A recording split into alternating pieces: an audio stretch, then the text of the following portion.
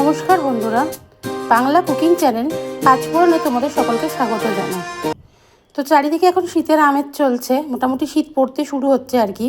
তো এই সময় বাজারে প্রচুর টাটকা ফুলকপি পাওয়া যাচ্ছে। তো বেশি ফুলকপি দিয়ে সুন্দর করে ডিমের ডালনা রান্না করা যায়, তাহলে তার কোনো কথাই হয় না। এরকমভাবে ডিমের ডালনা রান্না করলে আমি এটুকু কথা দিতে পারি যে মাছ মাংসও ফেল হয়ে যাবে। তো চলো আজ পাঁচফোড়নে তৈরি করে দেখাই দেশি ফুলকপি দিয়ে ডিমের ডালনা। তো রেসিপিটা ভালো লাগলে কিন্তু লাইক শেয়ার কমেন্ট করতে ভুলো না। আর ইউটিউব থেকে দেখলে চ্যানেলটাকে সাবস্ক্রাইব করো, আর ফেসবুক থেকে দেখলে কিন্তু ফলো করে দিও। তো চলো শুরু করা যাক আজকের রেসিপি। ফুলকপি দিয়ে ডিমের ডালনা বানানোর জন্য আমাদের একটা মশলার প্রয়োজন। তার জন্য আমি নিয়ে নিয়েছি 1 চামচ গোটা জিরে, 1.5 চামচ গোটা ধনে, 5টা শুকনো লঙ্কা, হাফ ইঞ্চি মতো আদাকে টুকরো করে নিয়েছি, আর 10 থেকে 12টা রসুনের টুকরো। এই মশলাগুলোকে আগে ভালো করে একটা মিক্সিতে পেস্ট তৈরি করে নেব। এই রান্নাটা করবার জন্য আমি আগে থেকেই 6খানা ডিম সিদ্ধ করে নিয়ে নুন, হলুদ আর একটু লঙ্কা গুঁড়ো মাখিয়ে রেখেছি। এবার ডিমগুলোকে ভেজে নেব। ডিমগুলোকে ভাজবার জন্য আমি কড়াইতে একটু সর্ষের তেল দিয়ে গরম করে নিয়েছি। এবার ডিমগুলোকে লাল লাল করে ভেজে নেব।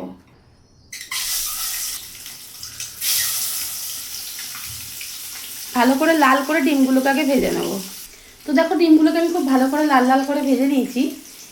এবার একটা পাত্রে ডিমগুলোকে তুলে রেখে দেবো। এবার এই একই তেলে হালকা সিদ্ধ করে রাখা আলুগুলো আমি ভেজে নেব।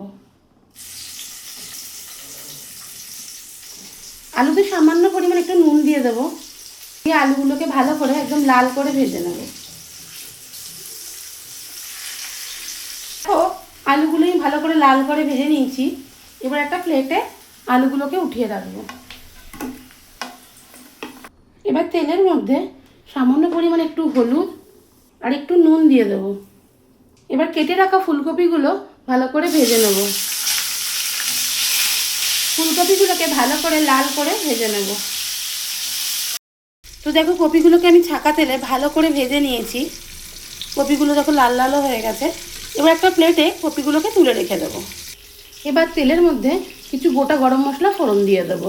এলাচ, দারচিনি আর তেজপাতা। এলাচ থেকে সুগন্ধ বেরিয়ে গেছে। এবার ছোট করে কেটে রাখা পেঁয়াজটা দিয়ে দেবো। এবার পেঁয়াজটাকে ভালো করে লাল করে একটু ভেজে নেব। কালারটা ভালো আসার জন্য পেঁয়াজে সামান্য পরিমাণে একটু চিনি দিয়ে দেবো। তো পেঁয়াজটা আমার দেখো ভালো করে ভাজা হয়ে গেছে। এই স্টেজে পরিমাণ মতো হলুদটা দিয়ে দেবো। ভালো করে পেঁয়াজের সাথে মিশিয়ে নেব। এবার বেটে রাখা মশলাটা অ্যাড করে দেবো। এবার মশলাটা ভালো করে কষিয়ে নেব। 4-5 মিনিট ধরে মশলাটাকে ভালো করে কষাবো, যতক্ষণ না মশলার কাঁচা গন্ধটা যাচ্ছে। তো দেখো মশলাটা আমি ভালো করে কষিয়ে নিয়েছি। মশলা থেকে দেখতে পাচ্ছ যে তেল ছাড়তে শুরু করে দিয়েছে। এই স্টেজেই 1.5খানা টমেটোর পিউরি অ্যাড করে দেবো। ভালো করে টমেটো পিউরিটাকে কষিয়ে নেব। এবার স্বাদ অনুসারে নুন দিয়ে দেবো। তো দেখো মশলাটাকে আমি খুব ভালো করে কষিয়ে নিয়েছি। মশলার কোনো রকমের কাঁচা মশলার গন্ধ নেই। ঠিক এই স্টেজে ভেজে রাখা আলু ফুলকপিটা অ্যাড করে দেবো। এবার ভালো করে মশলার সঙ্গে আলু ফুলকপিটাকে একটু ভেজে নেব।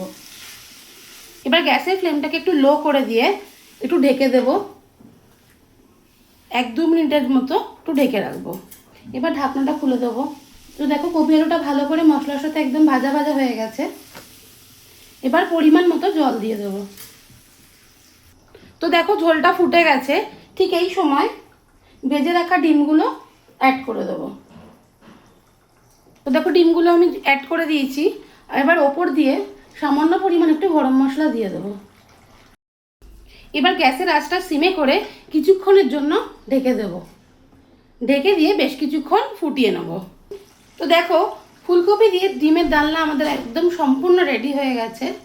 এবার সব শেষে উপর দিয়ে সামান্য একটু ধনেপাতা কুচি ছড়িয়ে দেবো। তোমরা চাইলে এই ধনেপাতাটা স্কিপও করতে পারো।